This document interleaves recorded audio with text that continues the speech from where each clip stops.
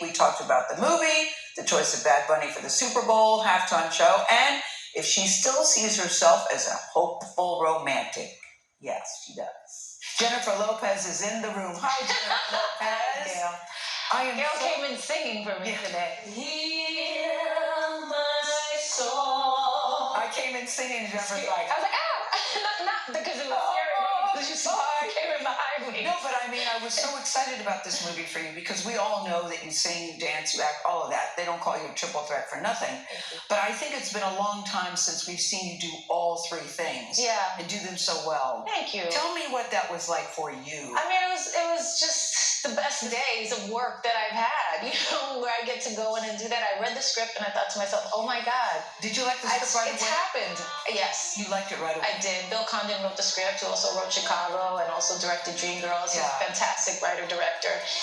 And I was, floored when I read it. I thought to myself, this is something I wanted to do my whole life. And so what is that like when a dream comes true for Jennifer Lopez? Because, as every time we see you, it seems like dreams are coming true all the time. Seriously, but this was a dream. Well, I have my share of ups and downs. Yeah, I know. We all do. Been there, done that. I get it. Yeah, no, but I do have a very blessed life, and I'm very grateful that I get to do what I love to do. And when a project like this, they don't come along every day. I think the last time I had a feeling like this was with Selena, where I had a role where I was like, oh my God, what do I get to do with this? And playing this movie specifically, I played 3 different roles, like you said.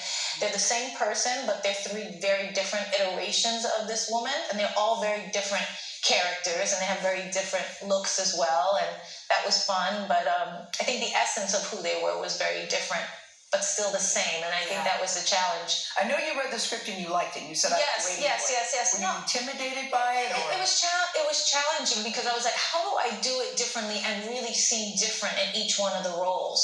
Manuel Puig wrote this in the 70s, in this novel, and it was so ahead of its time. But I think the mission of the novel is not done, which is, there's this trans character, and then there's this cisgendered, revolutionary, tough political guy, and how they can be at the opposite end of the spectrums. But in these circumstances, they see each other's humanity, and they actually learn to love each other, in a way that neither one of them could see coming or thought possible. No, but when you forget about all those things, if you forget about somebody's political views, and you forget, we're all entitled to our opinions about everything and our ways of thinking. The truth is like we're all human. We're all the same.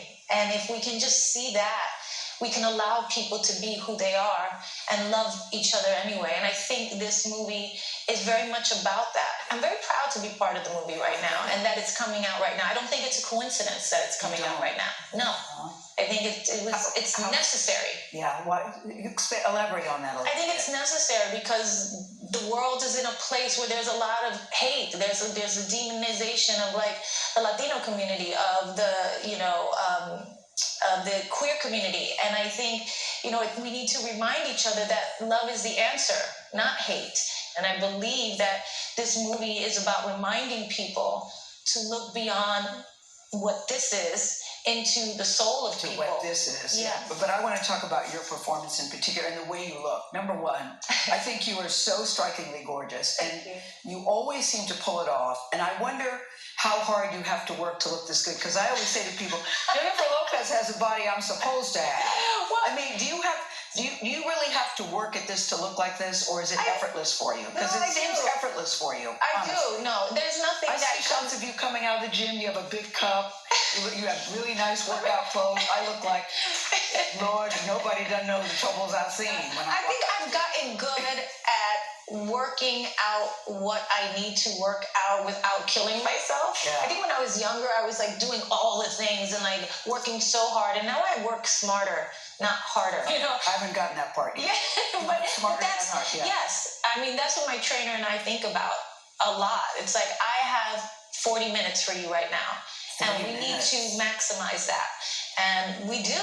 I lift heavy. I do a lot of weights now because as you get older, just starting to do that. Yes, you need to start 2 hours that in your 30s, and you need to start doing that because even if you're like into cardio and you want to be slim or drop weight or whatever, muscle is the thing that burns fat. And as we get older, we lose the muscle. So we need to build the muscle to keep a youthful appearance, you know. Last time you were here, it was with Maluma, who I also Yes, yes. And you said at the time, because I'm a hopeless romantic people, I still keep hope alive. Yeah. You said, I'm not hopeless, I'm a hopeful romantic. Yes. Do you still feel that way? 100%. I hope so. Yeah.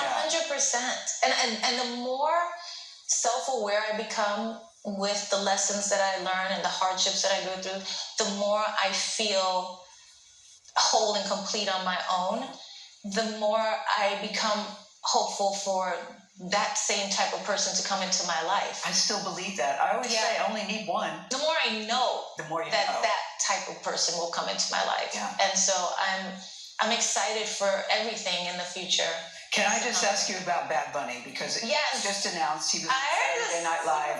Yes. You know, and there's some blowback about it. I know. I just found that out this morning, funnily enough. Because people say, look, it's the NFL. He doesn't sing in English. Is that the proper stage for him? And I thought, I went to go see him in Puerto Rico, his last show. I don't speak one word of Spanish. I know corazon, I know mami, and I know papi, and I know gracias. But what he did, Jennifer, in that room, because you feel the energy, you feel the pride, you feel the love. I was blown away by it. Music and art transcends language. Right? It doesn't matter. And he's done that probably more than anybody of any generation. He really has. So for people who are thinking, well, I don't know if it's right. Well, why don't you the Super Bowl is great because it introduces you to people that don't know you.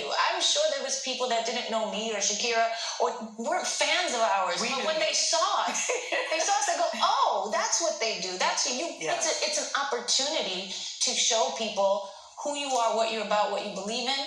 It's a big platform for artists. It's probably the biggest stage that you could hope to be on. And I think it's wonderful that people will get exposed to him who don't know him. Yeah.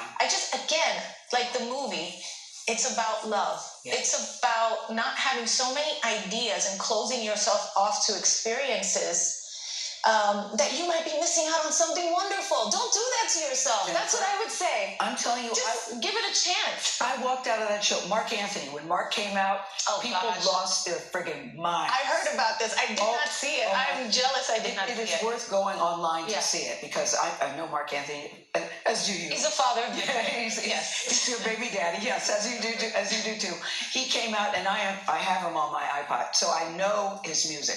But when he came out, people lost their mind. No, because that song, Preciosa, is that what he's saying, right? Yes, it's a Puerto Rican song? Yes. Yo te quiero, we go bananas. Yes. It's the song makes us go bananas. And so that Bad Bunny bought Mark out, who's like this young, relevant artist, and brings out Mark, who's this legend, to sing this song in Puerto Rico, where he made a stand to do all of his shows in Puerto Rico to uplift Puerto.